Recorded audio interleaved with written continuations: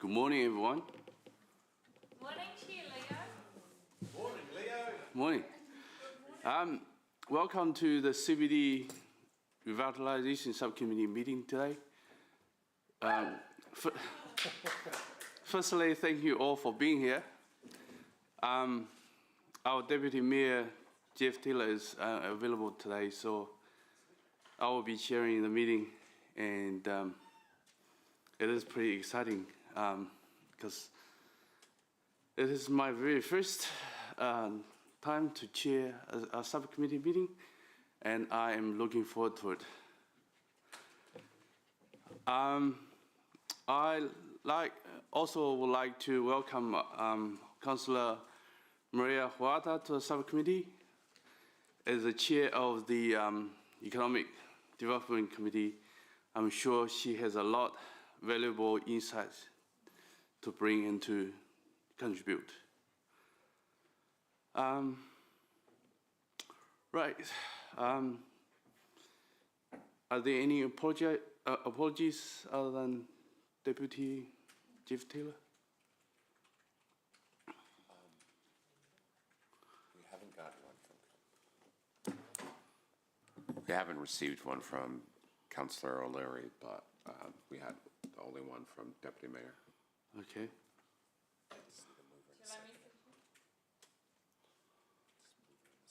Oh, yeah. I'll move the apology be accepted. Do we have a second? Oh, thank you, Graham. All those in favor? Say aye. Any against? Motion was carried unanimously. I did ask this question yesterday. What happens if everyone against Jeff's apology?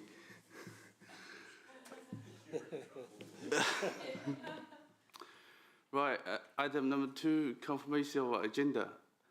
Are there any changes to the agenda? No? Do I have someone to move the agenda?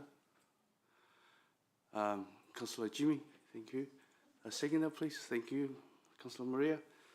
All those in favor say aye. Thank you. Motion carried unanimously. Are there any interests to be declared?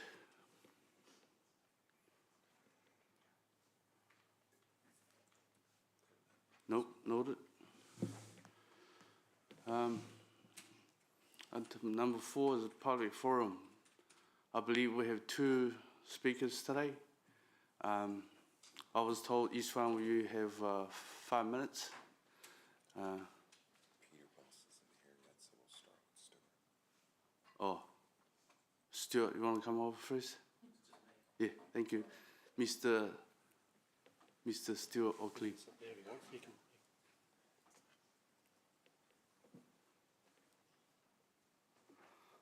Gee. You can hear it's on. Yep. I haven't started yet, so don't set your timer.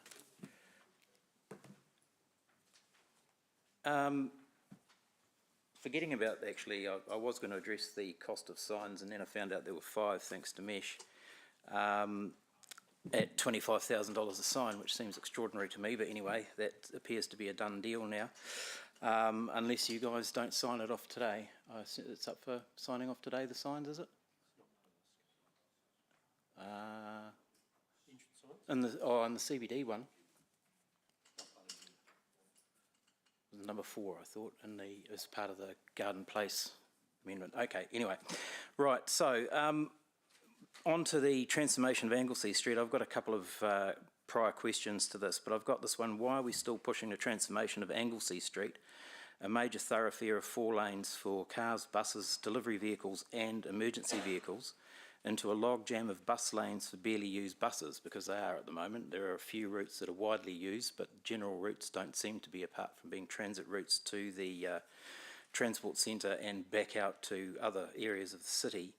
And why is HCC particularly involved in getting involved with this when it's the decision on routes is the job of Waikato Regional Council? They're the two main ones. I am going to make an assumption that some of the decision to put in bus lanes in Anglesey Street and improve pedestrianisation and everything else is due to the projections on CBD population and housing growth in the CBD. But to me, that projected housing growth seems rather fanciful, in that we're supposed to have 10,800 new residents in the CBD by 2035, which is now barely 9 years, and they're currently an estimated 1,500 in the CBD. So I'm wondering how that will happen when Hamilton City itself is going at a projected 1.5% per annum growth, which will see a population of 223,288 by 2035.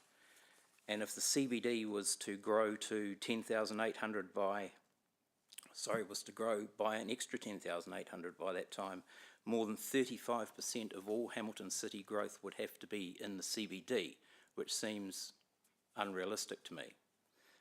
We're not currently really building anything in the way of apartments, and I know there's restrictions over water and wastewater, but we've also had a development that Oranga Tamariki were going to do that they pulled out of because they were going to lose tens of millions of dollars, so it was financially unfeasible.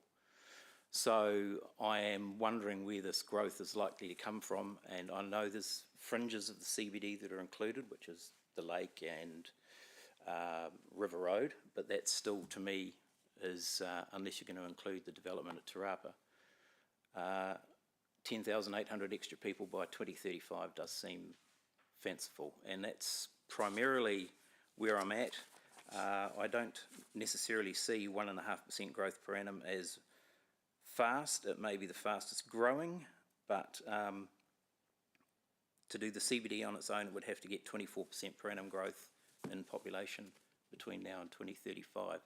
So that's pretty much all I've got to say. There are some other questions in there I don't need answers to today, and you probably don't want to necessarily answer those questions that I voiced today. You might want to do it in writing afterwards, or I'm not sure. Which is the last two about, the number 4 about the transformation of Anglesey Street, and why are we getting involved so much in bus routes when it's the job of Waikato Regional Council. Thank you.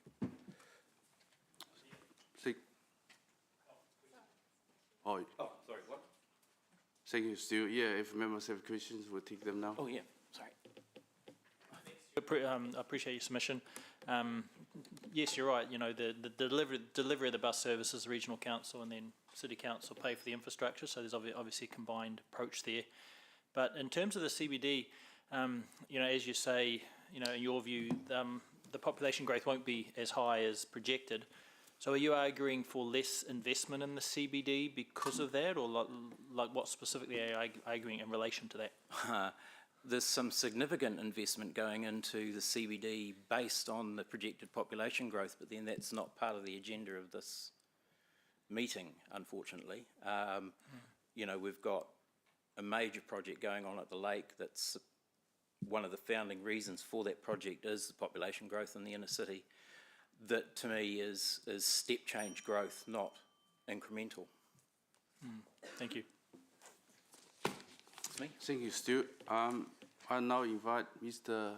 Peter Boss.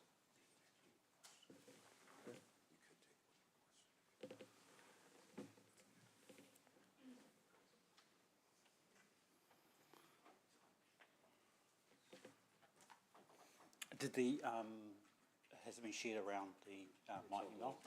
There's pictures on there that I'm referring to. Thank you. Good morning. I'm speaking to item 7, ground floor residential, and focusing on the word active.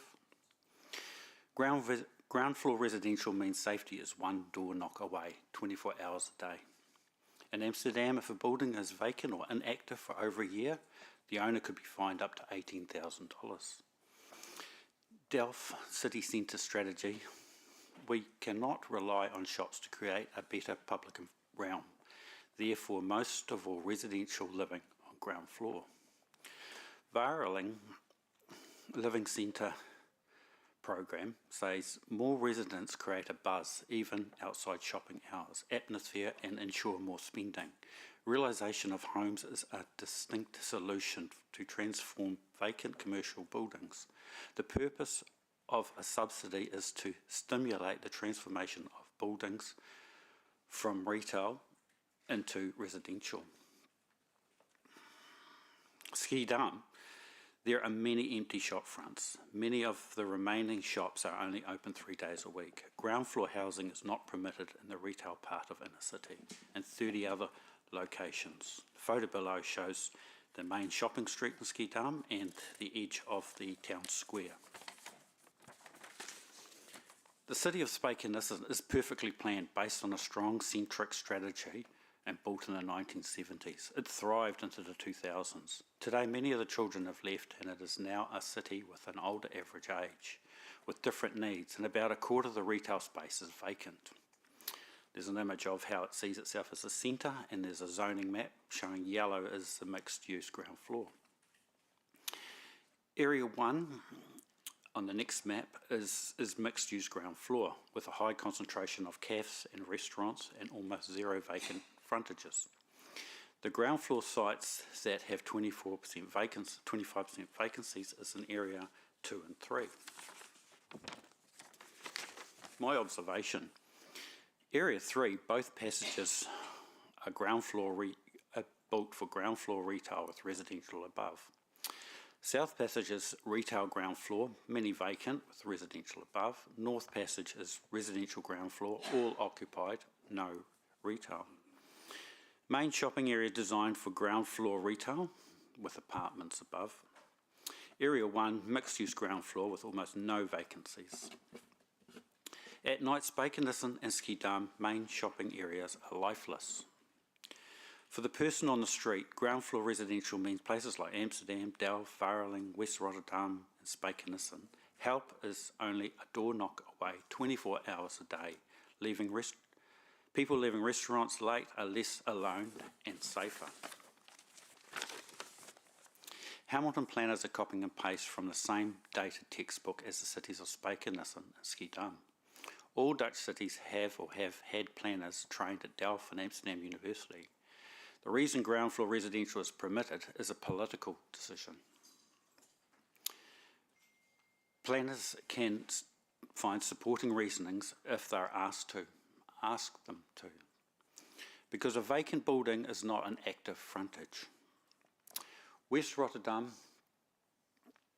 most was built after the 1930s. There are two main transport routes about 3 kilometres long, about a kilometre apart. The area between appears to have always been mixed-use ground floor, even in new buildings. So there's a photo of a 1930s building where you've got residential and retail side by side, and also a very new building with retails, with a hairdresser, that odd stand, and most of the others is residential. Planners' reasoning, it would be likely that the residents on the ground floor along these corridors intersect, well, Hamilton planners' reasoning, it would be highly likely that residents on the ground floor along these corridors intersections would create privacy measures by reducing visual permeability into potential apartment spaces when compared to retail and commercial activities. I ask you to have a look at what retail and commercial actually do. These photos are of active frontages along Victoria Street. Thank you. End. Peter, any questions from the members? Thank you. Peter, I was just interested, do you have like particular streets where you would say we should remove the active frontage, primary active frontage requirements? My thinking is the living area of Hamilton Central, London Street North.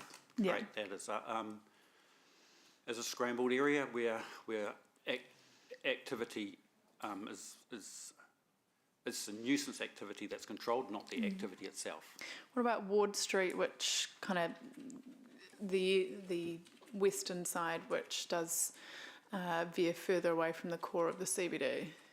Oh, this is by K Market and if a developer, there's only a few developers there, if the developer thought that was a good idea, yes, then Yeah. I would expect you to support that developer. Cool. Thank you. Thank you. Councillor Maria. Kia ora, Peter. Are you suggesting that we introduce a fine to owners that have empty shop frontages for over a year? The cities of Varaling and Skidama are statistically identical. They are next to each other.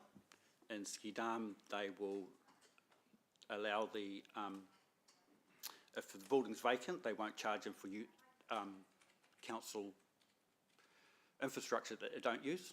In Varaling, they will charge them for everything they can find. And so in Skidam, you can land bank like they have in Gisborne. You can have absentee landowners who find it easy just to pay the rates and leave the building empty. Or in Varaling, if you leave your building vacant, the council will hassle you and try and find ways of making it uneasy to leave it just vacant. So yeah.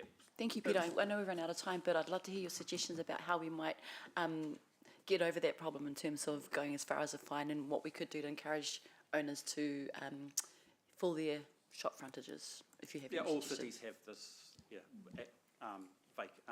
absentee landlords. Yeah. Thank you. Thank you. Thank you both for your time and contribution. Thank you, Stu. Thank you, Peter.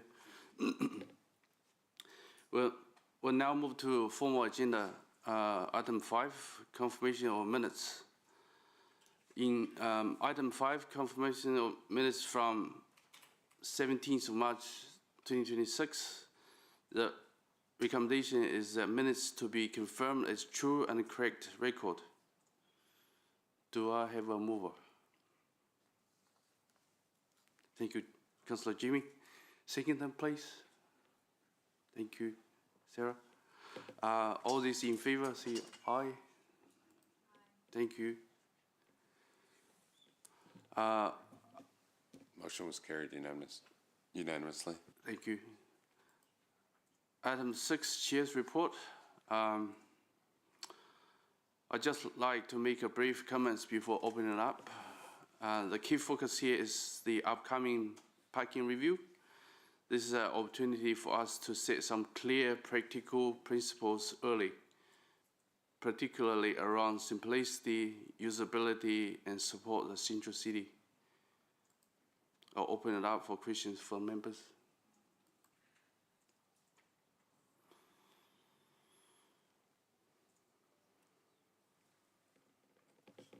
No questions? Do I have a mover for the recommendation?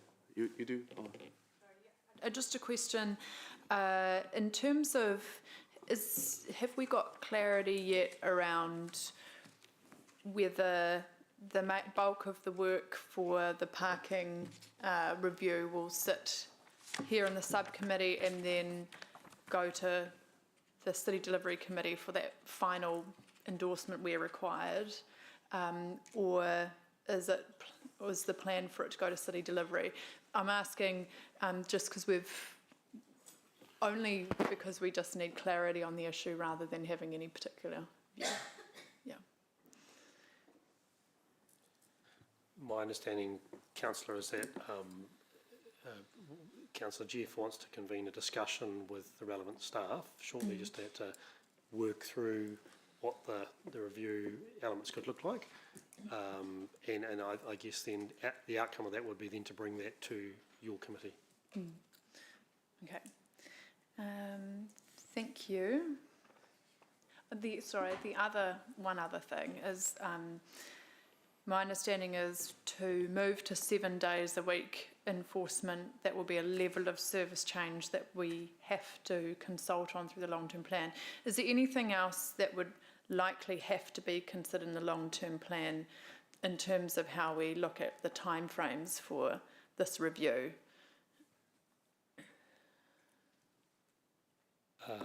Look, I mean, gosh, I'm thinking on the fly here. I suspect that where it comes to some of the practical things on the ground, they may well be things that can just be done in the course of the next year. But when it comes to, as you say, level of service pricing, extent of enforcement hours, that would be an LTP matter. and would need to come forward to council or through your committee through the LTP process by the end of this calendar year. Okay, all right, thank you. Thank you, Councillor Mead. Thank you, Councillor Leo. Welcome to your first meeting. Some questions I have around the parking is, and the biggest complaints I'm getting from people is the lack of well-placed mobility parking and the lack of kiosks for the people to get to. And one example is on the opposite between London Street and Bryce Street, on the riverside, there's no disabled parking on that side. So if somebody's disabled like they do if they're going to, say, the London restaurant, there's nothing disabled for them to park. They have to park somewhere else and then try and get there. Is there going to be something that's going to address that and have a walk around and a look at it? Through you, Chair, we have a review going on currently on all of the mobility parking in the CBD, and we're expecting a report in a couple of weeks, and we'll then be feeding that through the Transport Subcommittee for changes and introduction of those additional car parks. And probably the second question is, given the lateness of the parking, the use of disabled parks by people who aren't disabled from about 5 o'clock on, how do we enforce that? Because that's probably some of the biggest problem we've got of people coming into town just parking there. Look, I don't think we can answer that question here, Councillor, but the issues that you're talking about, I think, go to the very essence of what the Chair has raised in the report. Simplicity, that it works practically on the ground, that it meets some of the things that you're talking about. So I'm confident that Chair Jeff, if he was here, would be saying what you're raising is exactly the things that are frustrating parking users in the central city at the moment, and we need to address through this process. Thanks, Blair. Thank you for all the questions. Do I have a mover for the recommendation? Thank you, Mayor Tim. Second, please. Thank you, Sarah.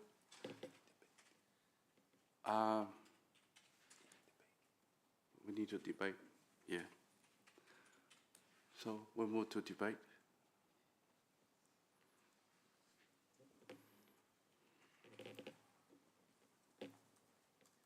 Right.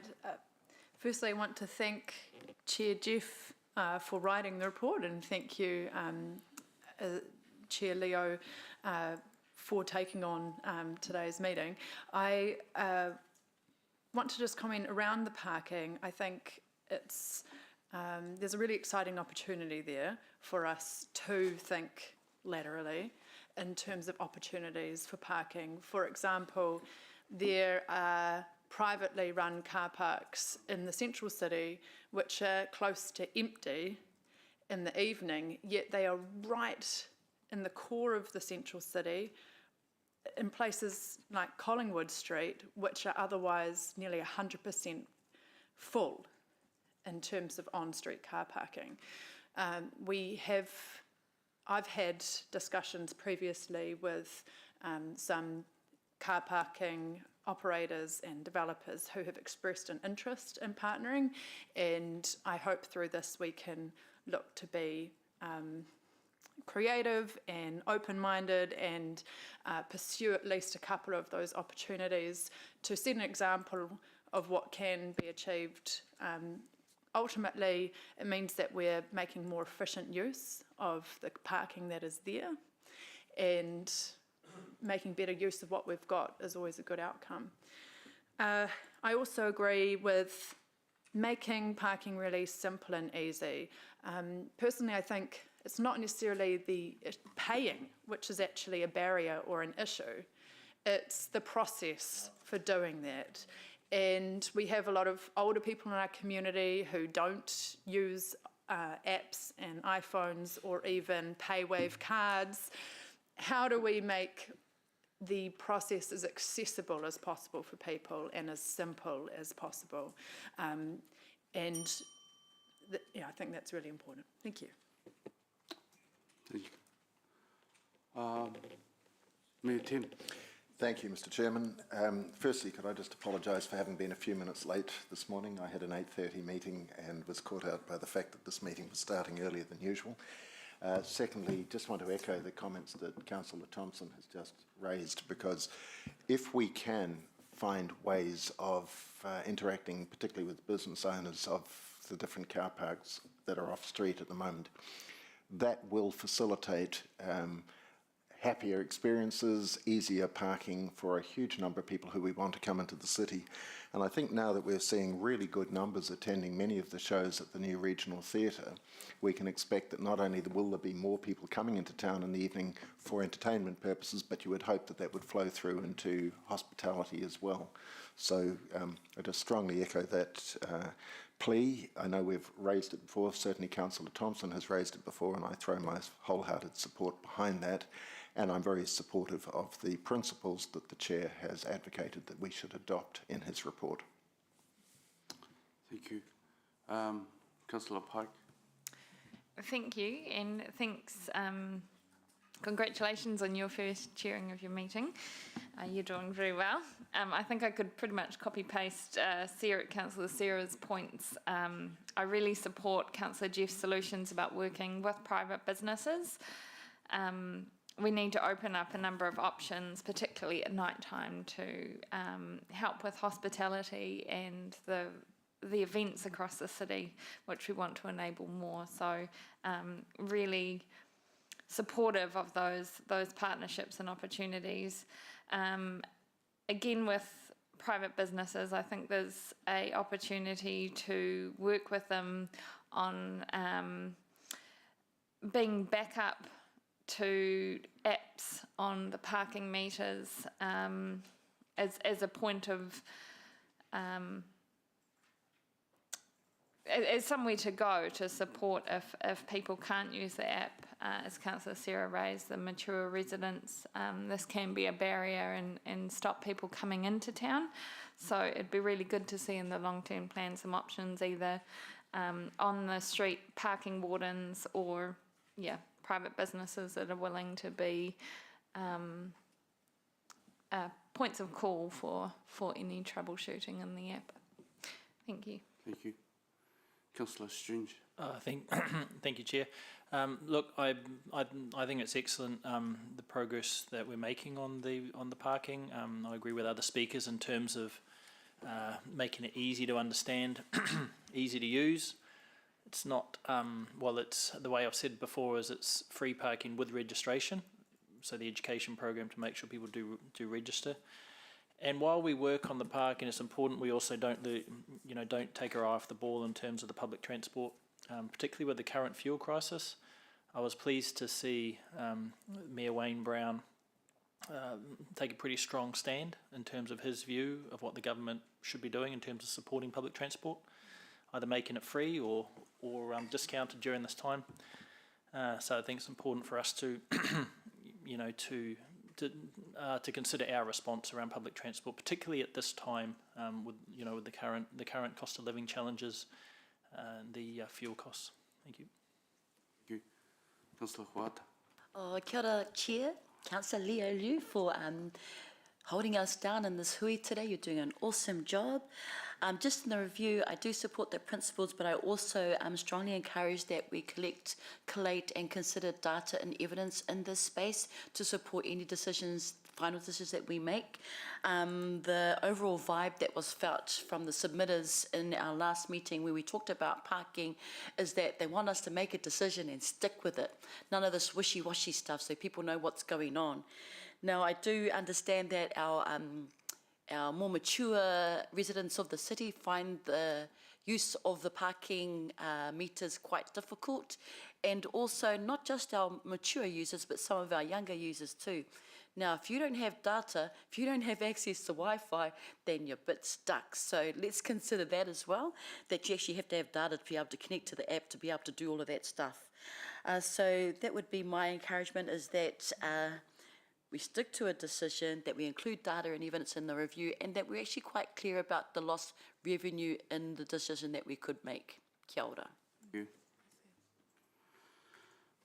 you. I think getting the principles right at this stage is very important. If we keep things simple and practical, it gives staff a clear direction and set us up well for the next phase of the work.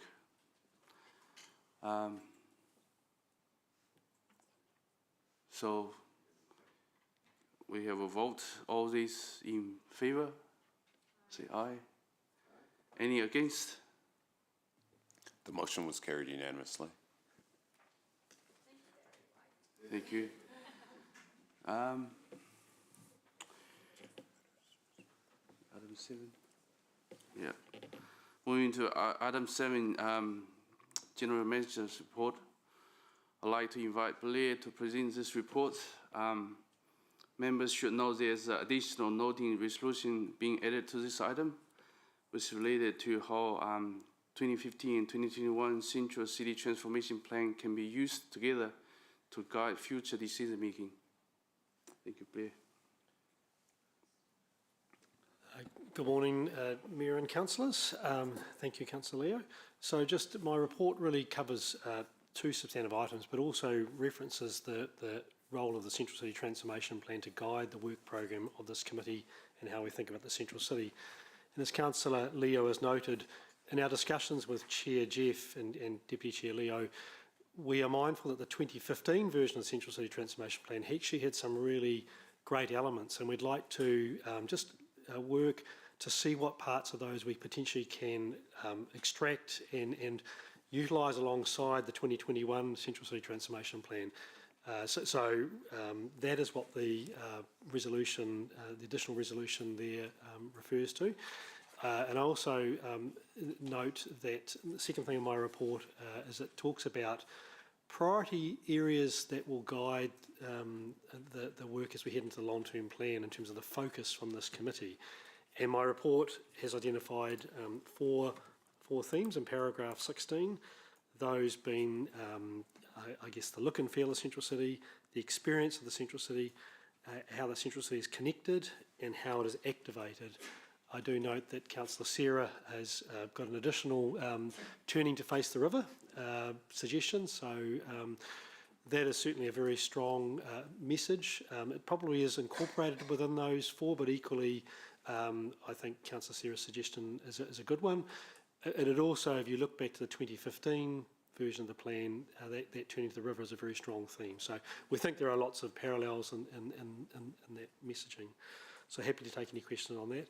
The last element is just picking up on the public forum submissions. We touch on the district plan provisions around the Central City, both residential and activation.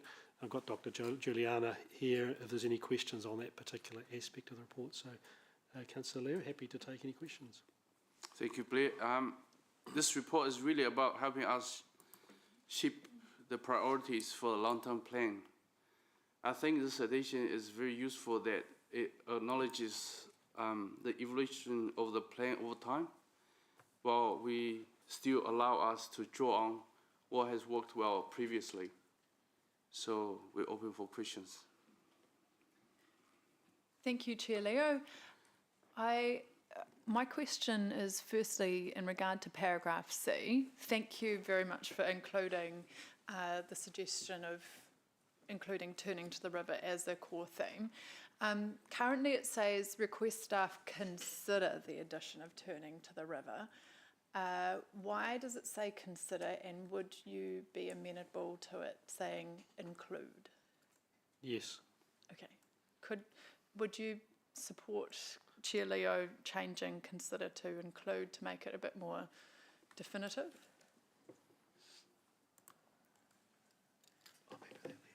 Yeah. Okay, thank you. My other question is to Juliana in regard to the district plan. Sorry, questions. So we've heard from Peter H. Boss a few times now in terms of the opportunity that there could be to encourage more or allow more residential in some parts of our central city. What what would the process be if the committee was of the mind to have a look at some of these provisions, for example, the north end of Victoria Street, where it's north of London Street? Morning. So right now we are under this plan stop process. So any changes we want to do on that regard, we need to go through a plan change process, which, unless we get an exemption or is one of the automatic exemptions, which wouldn't be this case, we are not allowed. Something else that I consider that's really worth having in our minds is that we are just expecting the reform to come and the standardized zones to come. So I'm not entirely sure how this is going to play under the new legislation as well. But, you know, even if we don't consider the reform, right now we have this moratorium, so we couldn't start a plan change to do any changes. Is there, with the central government reforms and these kind of centralised, standardised zones, do we risk losing some of the protections that we have, for example, in regard to the connections to the Waikato River? We don't know yet. What we do know is that probably we're going to have some opportunities to have some bespoke rules, but they will need to be really well justified. Yeah. But we haven't seen anything in terms of this detailed draft for me to give you a better answer.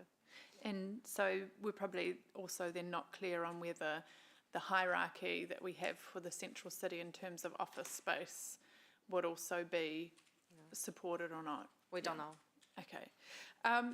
In a world where we can get on with a plan change, final question, and we have the ability to have some bespoke measures, what are your thoughts on the area that runs along the river, where some of it we've got requirements for a primary active frontage, and then some parts we don't, in particular near those apartments which are quite near the Embassy Park, there's no red line there.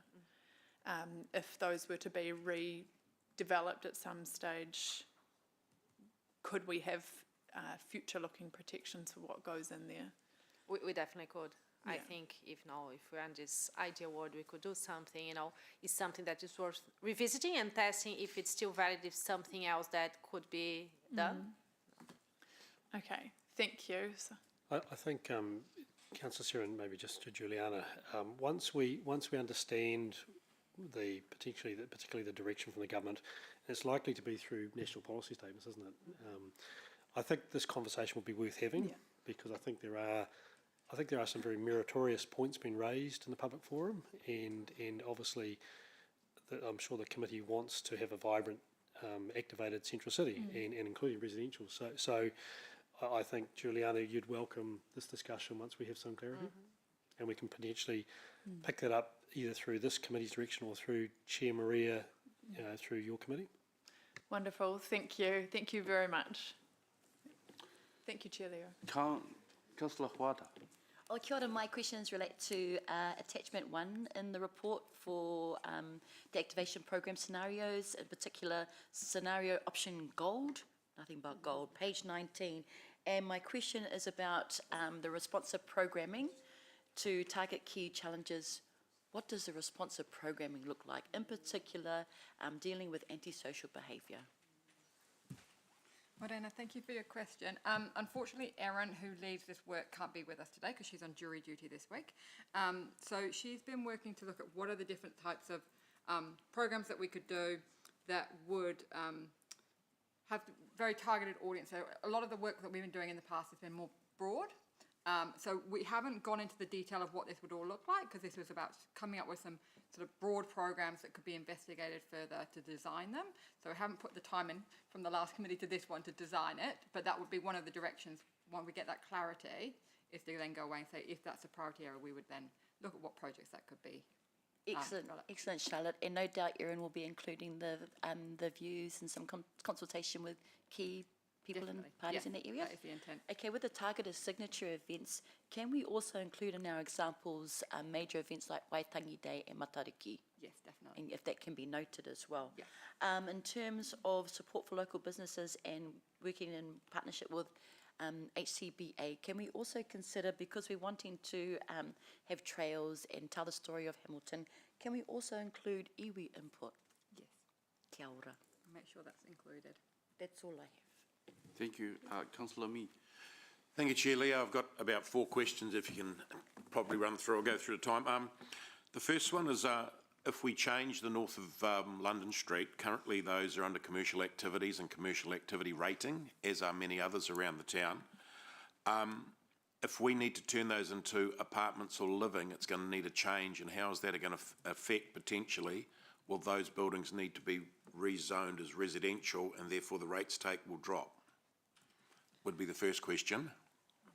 There is a difference between zoning and what actually happened in terms of land use, and I'm not a rating expert, but I know that our rating team, they consider the activity that's happening there and not only the zoning, unless it's a vacant lot. Okay, so even if the zoning is changing, you know, the rating won't be changing until unless the activity changes. Yeah, and the second one, just sort of the cost of build of turning a commercial into an apartment on the ground floor, is that something you're taking into consideration when they're looking at this change? Because that could be extensive. I think, first of all, at the moment, we're not making any change. Yeah. And I think if we were to look at the planning rules, it doesn't require any business to go and make a change. It's if they choose to make a change, they have the ability to make a commercial decision around that, and whether they believe it's commercially viable to modify their business. So I think there's a few things there. There is, what do our rules allow? Yep. And then what does the market respond to those rules if it chooses to? And then thirdly, our rating is based on how the property is used, not what the zoning says, unless the property is vacant, and then it would be rated as per the underlying zone.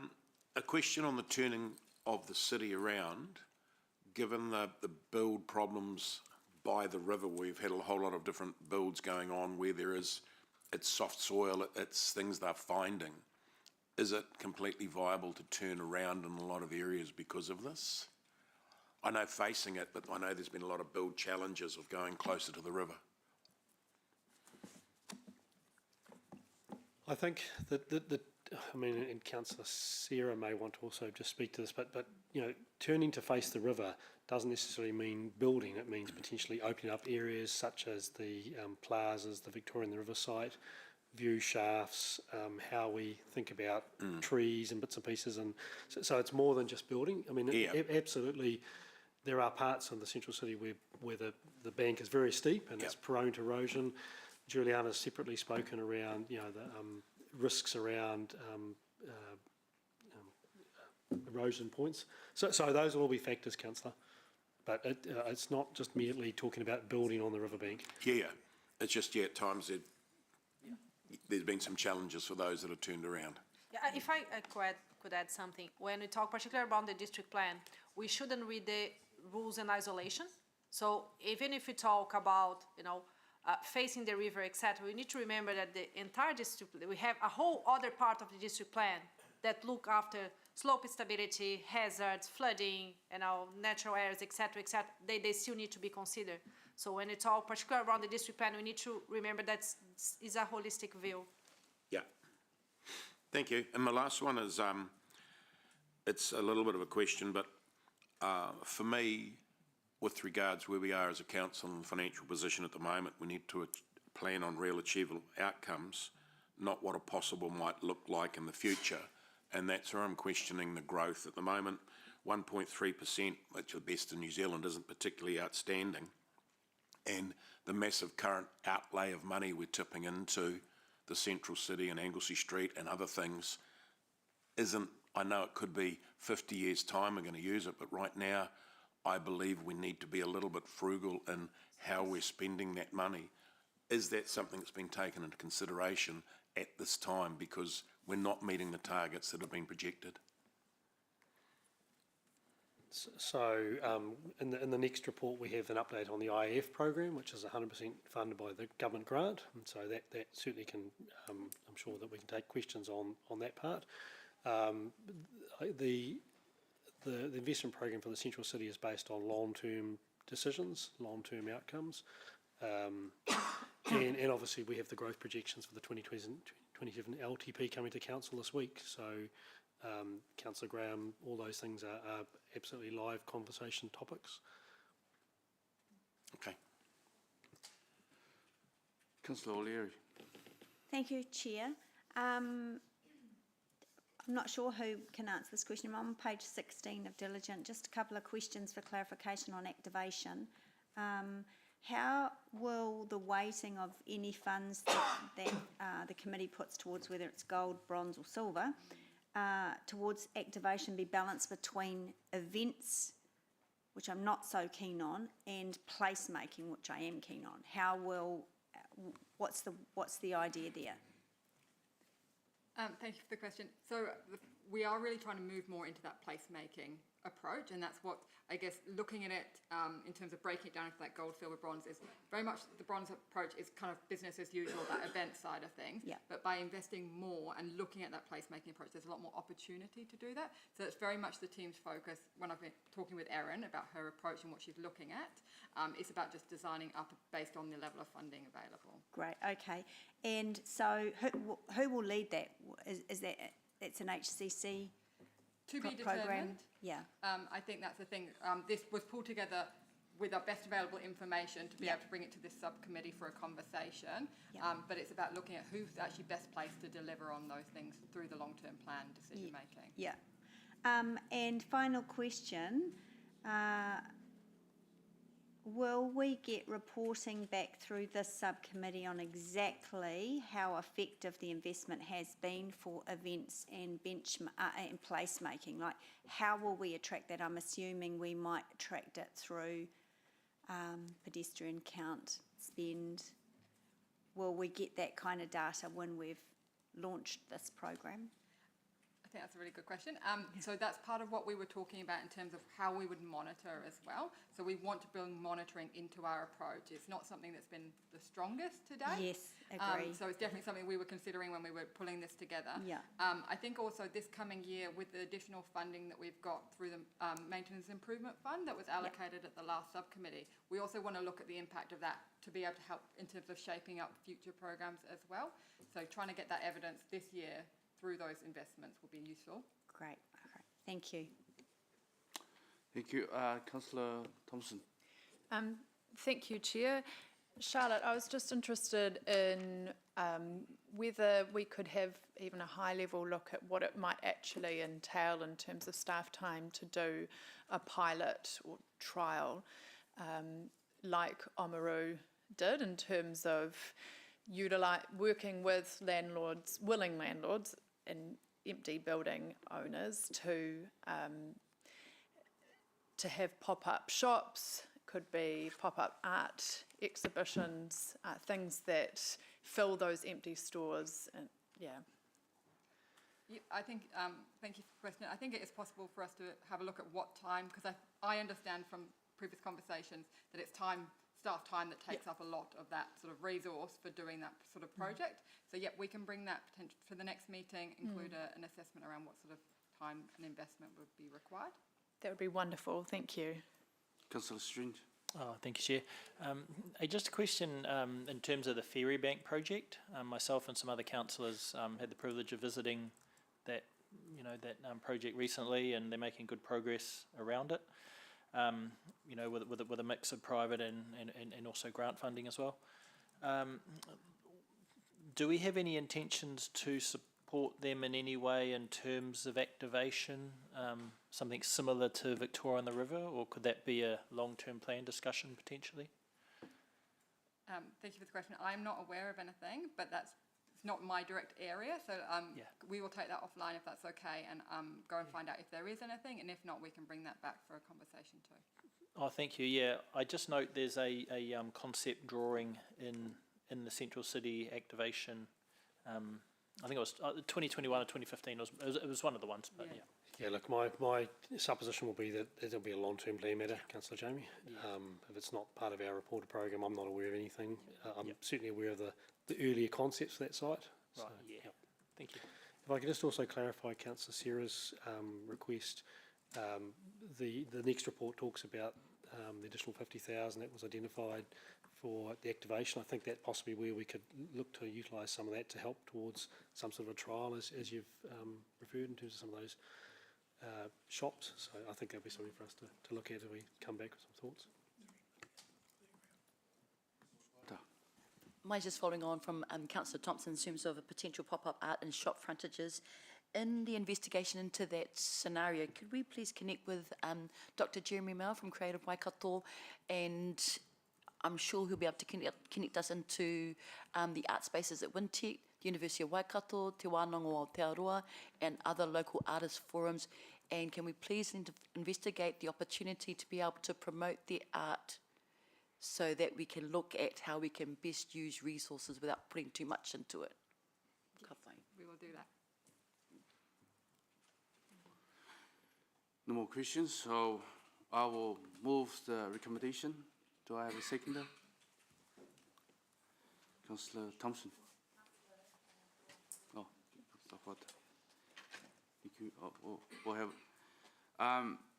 Before we start debate, just briefly, I think it is important that we stay focused on important things.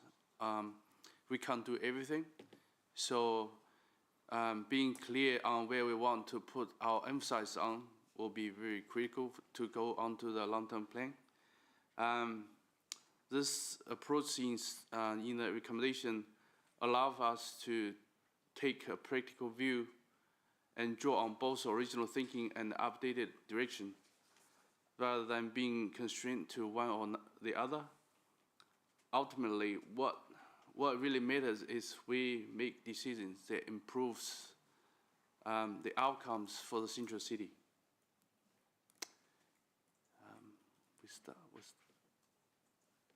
We have a debate. Tātou. When we're considering our activation programs and any other initiatives within the CBD, we also need to consider the community who is at the heart of all of our decisions. And in particular in this space, which seems to be quite a contentious issue for our community, is how we take care of those issues in terms of those who are less fortunate than us and that are unhoused, this treaties issue. So I'm really interested to hear what Erin from a community has to say and coordinate in terms of being responsive to those kinds of issues. Also, I'm actually really interested in having events in the city as well as placemaking.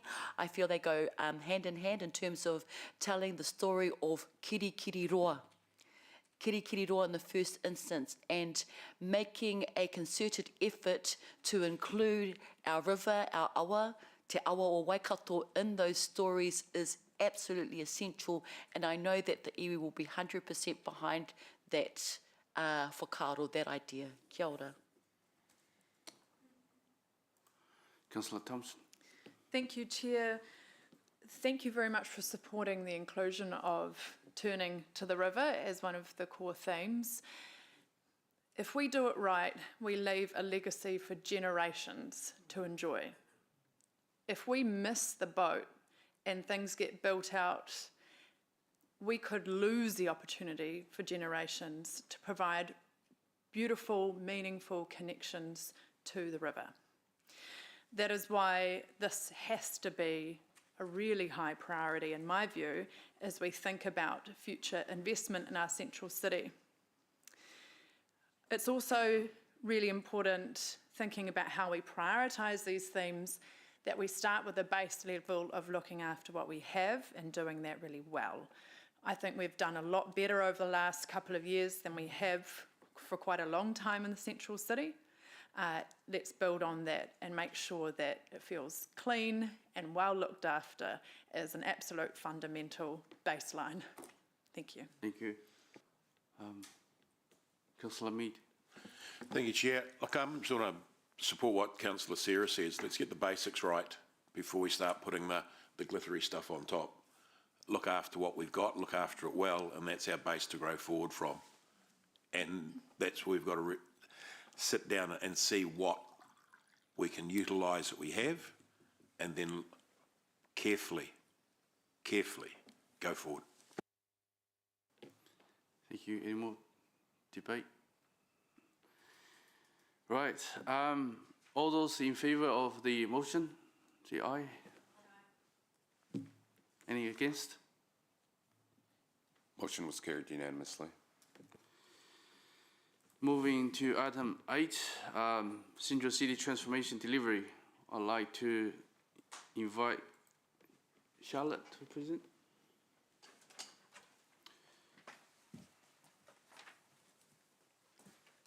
Morena, councillors. So this is our second sort of delivery report around what's been happening in Central City. We provide just a general update on the projects that are underway, an update on the Maintenance and Improvement Fund, noting that we have a recommendation in there around the additional 150,000, that's going to go towards more steam cleaning and also, if needed, towards the Central City Parking Review. And then also the Minor Transport Improvements Program update, Boys Park Play Space update, and then the Anglesey Street issue. Because this draws on lots of staff from across time, I'm just introducing the report. There will be questions that will, and staff that will come up to answer the relevant sections. Thank you.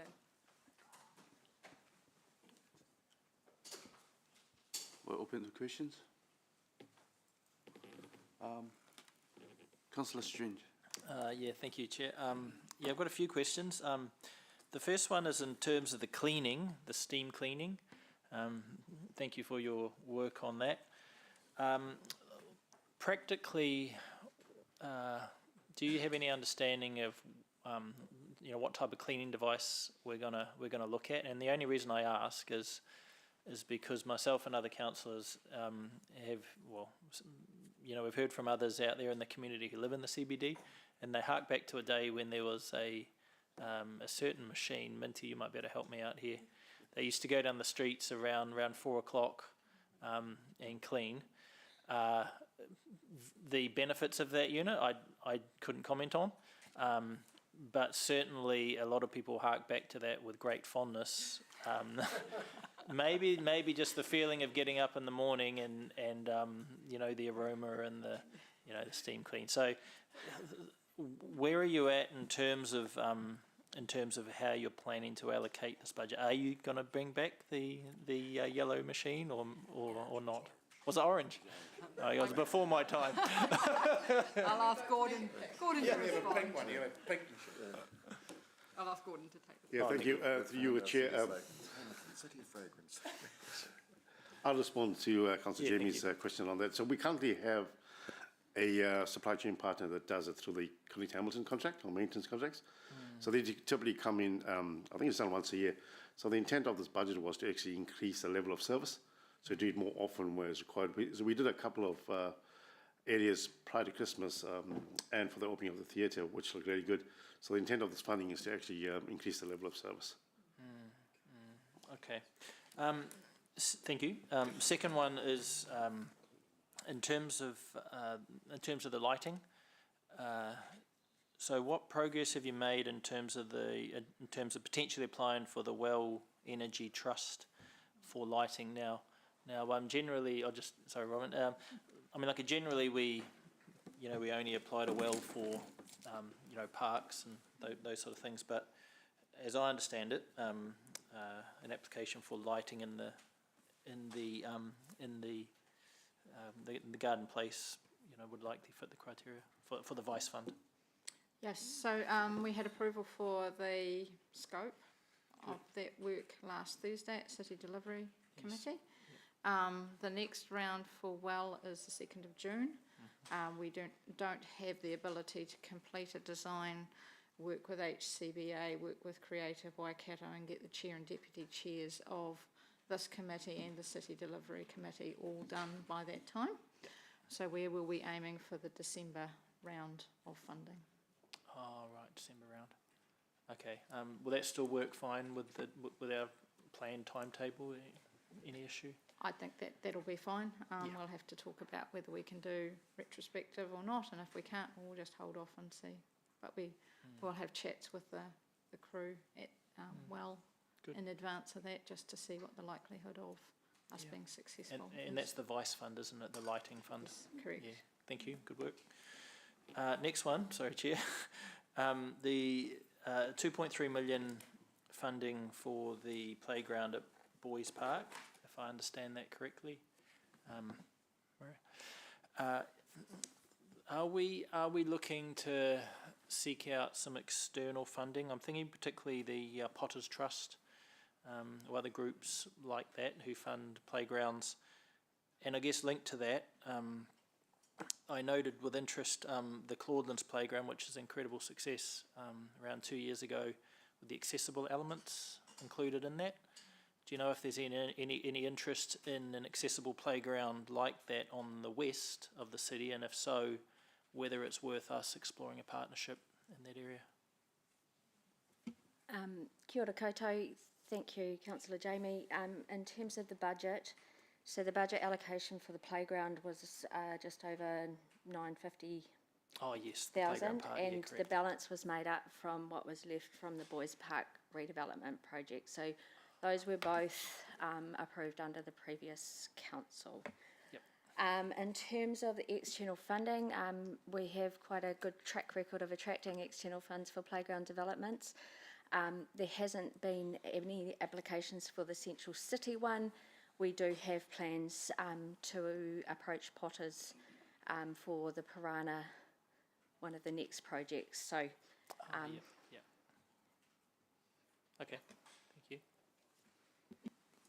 Councillor Huat. Just quickly, where's the additional 150,000 for cleaning coming from? So that was the money that was identified through the annual plan process that would miss from that resolution from a year or so ago. Yeah. Coolio's, thank you for that reminder. On page 24, number 8, is there a list of key stakeholders that you'll be consulting with? For the for the garden place, so we have an engagement and communication plan for Central City. So it's about following that with all the key stakeholders that are listed in that plan, which I cannot. The Coolio's, are you able to maybe send it to us? Is that okay? Yeah. Oh, nice. Are there plans to remove the plant spaceships in Woolley Place? I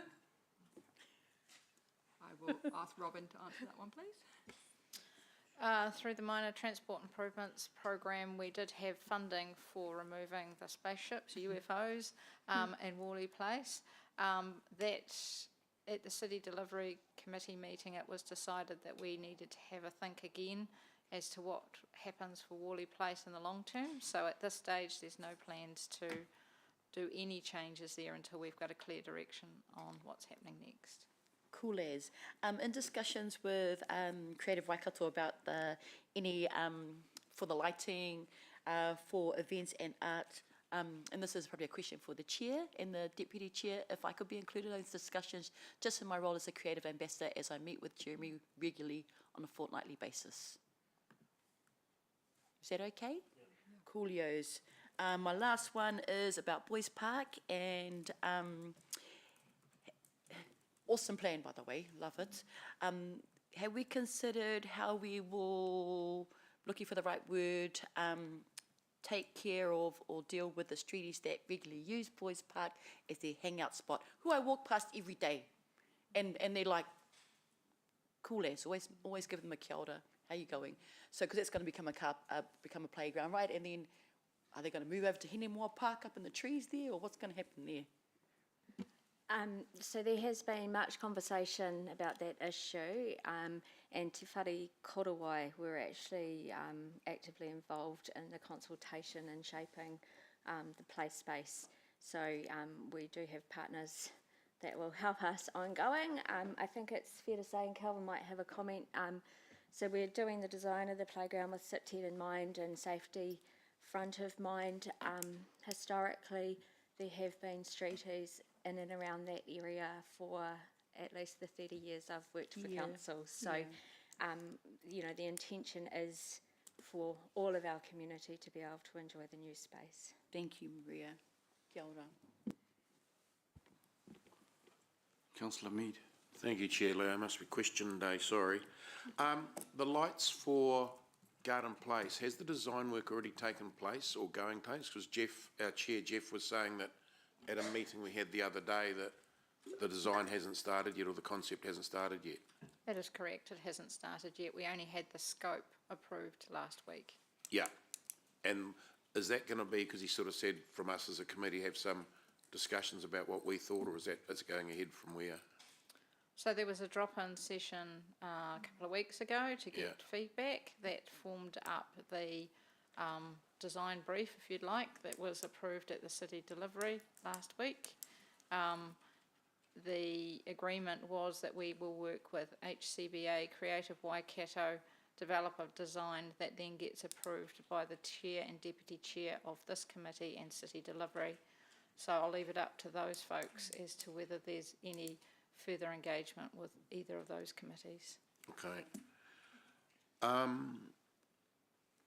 Second one is Boys Park. Before the election, I was looking at things there as a budget of 1.365 million. Was the figure that I had before election, now it's 2. Has that always been the case, or is the figure I had back then wrong? Well, potentially the figure that you had back there didn't consider both of the budget buckets, if you like, but I'm happy to go through that with you in more detail. Okay, that's cool.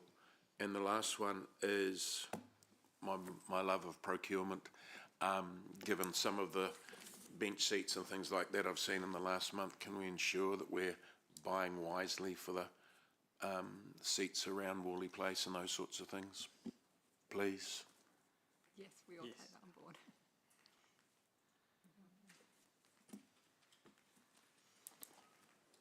Councillor Pike. Thank you, Chair Leo. With the music in Garden Place, first of all, hopefully no Barry Manilow, but have council talked to residents about this? And was there any previous noise issues with residents when we had it last time? Yeah, just trying to figure out how they've been involved in this process and how we can minimise disruption, maybe cut-off times. Yes, so we have obviously previously had music in Garden Place. There was a cut-off time. I need to check exactly when that was in the evening. To the best of my knowledge, there was no issues after that, but we will obviously be very aware of that when that happens. Yeah, I just think it needs to be a consideration that we're working with the local residents. Secondly, Boys Park design looks great. Very supportive of the stage setup, which is something I looked for early. What infrastructure is incorporated in that design as part of like sound and technical requirements? Is there any of that consideration in the design? My understanding is that there's power connections to enable people to come in and connect in sound as required, but nothing further. Okay, thank you. And I also see shade as part of the design, which is great, but I just looked at that stainless steel slide and thought that could result in some very hot bottoms. So can we ensure that shade covers the space? Yes, we can definitely have a look at that. Thank you. Councillor Thompson. An excellent point raised. So I'm pausing for a second to recall what my question was. Firstly, Councillor Graham beside me raised a good question around the parking at Boys Park and just broadly what the plan is, given we've got all day there. Presumably there'll be something that would come to us to make some of it time limited for playground goers instead. So as with any new playground site, we expect that there'll be a real peak in popularity when it first opens, and then it will settle out. So we will have to keep an eye on the area and see what's happening. But potentially transport and parks will bring something to council to consider some changes if they're necessary. Where would, if we didn't make that change though, where would we be expecting people to park to go to it at this stage? So there will be some people coming directly out of the apartments and from the CBD walking. There'll be some people cycling, and there'll be some people coming from Frankton potentially as well. So, you know, again, until the site actually opens and we can see how people behave, I mean, we can have a guess at it, and I'm sure, yeah. But we don't traditionally provide car parking for sites that are not strictly destination sites either. So, you know, this play space will form a neighbourhood play space function, which we expect people more often will bike and walk to. Okay. Yeah, sorry, one other question is just if this kind of fits, we were talking about, you know, operational funding and what's available for maintenance and cleaning and things. When we were discussing B&Z easement and the removal of that, Chair Jeff had mentioned there was some operational funding attached to that, which if we closed off the easement could be available for other priorities within the central city. And could we have a staff action to just bring back information to the next meeting on that? I think on the B&Z easement, my understanding is the savings are relatively minor and spread across different budgets, so it isn't very clear pool of fundings to reallocate. Okay. Yeah. So in the report to the City Delivery Committee on that, we looked into what the different budgets were that were currently being used. So there was some budget around lighting, which was a few hundred, and they've just been redone, so that budget wouldn't need to be sort of done for another 5 to 6 years. There was also some budget in there from gardening, but that's also the gardens have been removed, so that budget is significantly reduced. And then the cleaning. So we were looking at maximum 10,000 per annum, and that was when the gardens were in their full state. So it's actually a lot less in terms of being able to reallocate funding. Let's talk about the fountain costing quite a lot to maintain. So that budget is actually also that's just pretty minimal as well. It was a few hundred just in terms of ongoing maintenance. It was more around when things needed a bigger clean in response to the issues versus actually ongoing operational budgets. I see. Okay. I think some early conversations obviously just had some wrong numbers, Councillor Sarah. So, Okay. So my view would be there's nothing to reallocate. Yeah. Okay. Thank you. Thank you. Do I have a mover for the motion? Oh, myself. What do I do now? Oh, debate.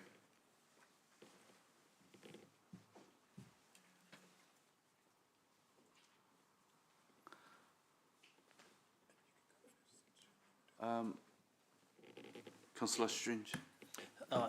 Thank you, Chair. First of all, in terms of the cleaning, I'd like to welcome the extra budget for cleaning in the CBD.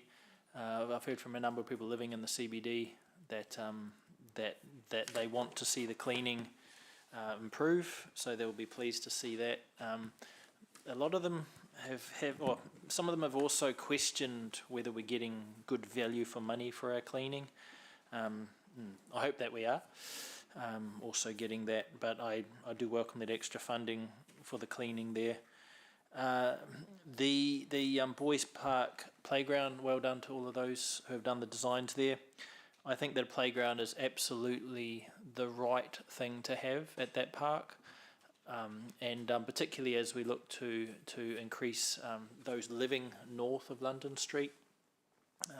They will often be living in apartments, so they won't have green space of their own. So to provide that green space, to provide that amenity is important. Hopefully one day it continues to expand. I know there's more space there as the city expands. We could look to see it expand over over further years. But it's certainly the right piece of amenity in the right place, in my opinion. So yeah, I look forward to coming online. Well done. Thank you, Councillor Thompson. Yeah, I want to take a moment to acknowledge all of the work that's been happening over the last couple of years to tidy up the central city. It is making a difference.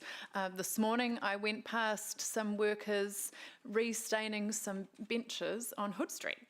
And I thought, well, this is awesome. We're looking after what we have, and it's going to make it look a whole lot better and less tired just with a lick of paint or stain. So Garden Place with the new grass that's out, the furniture that's gone in to Victoria Street, where previously some of those benches were leaning sideways and had panels missing and were beyond weather beaten. These things are all adding up. So I do want to acknowledge that good work, and the further incremental changes that are planned are going to continue to add up. And our central city is going to look more and more loved and looked after, so I'm really excited about that. Thank you, Chair, for including the well control boxes. It's a small matter, but they're an eyesore. They stick out like a sore thumb. Some of them are really tatty looking now.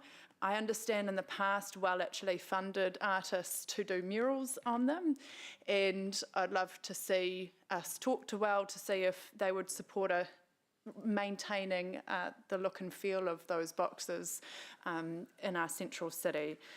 And thank you, Maria, for your work on Boys Park. It's looking really exciting. I do think it's worth having one more look at the parking provision, because I do think people will be really interested in coming to this playground, and some from slightly further afield. And we want to make sure it's accessible and inclusive. So I would be keen to have a look proactively at even a small portion of parking being time limited before it opens. Thank you. Thank you. Councillor Mead. Thank you, Chair Leo. I think the park is cool. It's got a neat design and those sorts of things.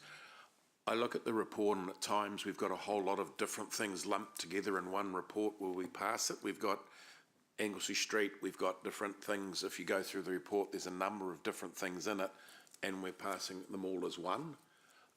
I think at times I'd like to see them individualised out. So if we like one part but not the other, we're sort of a little bit stuck. And I'm not 100% at times comfortable with saying, hey, Boys Park is neat, but I don't like Anglesey Street, but they're in the same remit we have to pass today. And that hamstrings me as a little bit as a councillor to make a decision across 3 projects. Thank you. Just very briefly, I think the funding allocation here helps to lift the baseline experience in the central city, make our central city safer, welcoming, well-managed, and business-friendly, while supporting the long-term plan direction we are working towards these goals.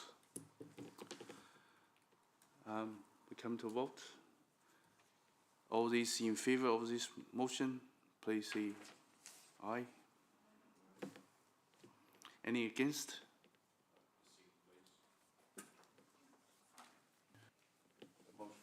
The motion was carried, noting Councillor Mead dissenting. Thank you. That concludes the agenda, and thank you everyone for your time. I'll close the meeting. Just a friendly reminder, we've got a workshop at 1 p.m. this afternoon.